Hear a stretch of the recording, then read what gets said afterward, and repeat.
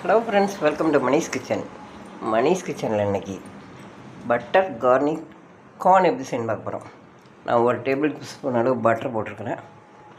அதில் 4 பல் பூண்டை நல்லா நைஸாக கட் பண்ணி போட்டு நல்லா வதக்கிட்டு, ஸ்வீட் கார்னை ஆவியில் வேக வச்சு வச்சுருக்கேன். அந்த ஸ்வீட் கார்னை போட்டு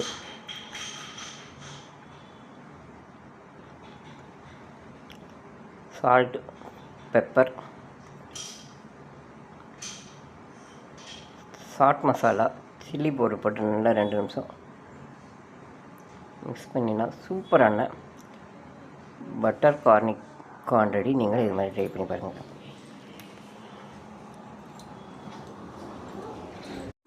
hello friends, welcome to Manish kitchen. Manish கிச்சனில் இன்றைக்கி பட்டர் கார்னிக் கார்ன் எப்படி செய்யணும் பார்க்க போகிறோம். நான் ஒரு டேபிள் ஸ்பூன் அளவு பட்டர் போட்டிருக்கிறேன்.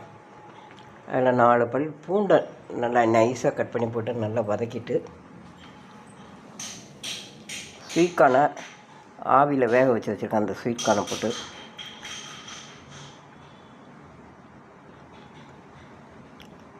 Salt, pepper, chaat masala, chilli powder போட்டு நல்லா 2 நிமிஷம் மிக்ஸ் பண்ணினா சூப்பரான பட்டர் கார்னிக் கார்ன் ரெடி. நீங்கள் இது மாதிரி ட்ரை பண்ணி பாருங்கள்.